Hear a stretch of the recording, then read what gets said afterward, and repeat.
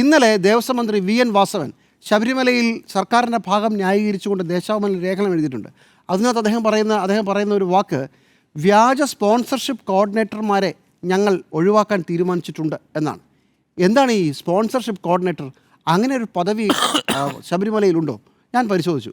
2025 വരെ അങ്ങനെ ഒരു പദവിയേ ഇല്ല ഔദ്യോഗികമായി.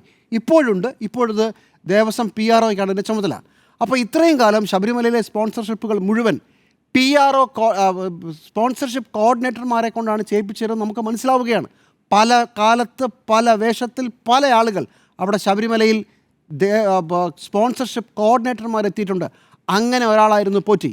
അതായത് ഇത്രയും പ്രധാനപ്പെട്ട ഒരു ആരാധനാലയത്തിൽ സ്പോൺസർഷിപ്പ് കോർഡിനേറ്ററായി ആരെങ്കിലും ഒരാൾ മാറിയാൽ അയാൾക്ക് ശബരിമലയിൽ വരുന്ന ആളുകളെ സമീപിക്കാം, അവരിൽ നിന്ന് പണം പിരിക്കാം, സ്വന്തം റിസ്കിലും സ്വന്തം ഉത്തരവാദിത്തത്തിലും ഈ സാധനങ്ങൾ ശബരിമലയ്ക്ക് പുറത്തു കൊണ്ടുപോകാം, എന്ത് ജോലിയും ചെയ്യാം, അത് എവിടെ വേണമെങ്കിലും കറക്കിക്കൊണ്ട് പോകാം, എന്നിട്ട് തിരിച്ചിവിടെ കൊണ്ട് വെക്കുകയും ചെയ്യാം. എന്ന് മാത്രമല്ല, ഈ സ്പോൺസർഷിപ്പ് കോർഡിനേറ്റർ, അതാണ് ഇപ്പോൾ വിളിക്കേണ്ട പേര്, ഉണ്ണികൃഷ്ണൻ പോറ്റിയുടെ ഈ ദ്വാരപാലക ശില്പങ്ങൾ അങ്ങ് ചെന്നൈ മുതൽ ബാംഗ്ലൂരിൽ പോയി പിന്നെ ആന്ധ്ര വരെ പോയി കറങ്ങിത്തിരിഞ്ഞ് കോട്ടയത്തെത്തുമ്പോൾ ആ പര്യടനത്തിൽ കോട്ടയത്ത് സാക്ഷിയായത് അന്നത്തെ ദേവസ്വം ബോർഡ് പ്രസിഡൻ്റാണ്, പത്മകുമാറാണ്.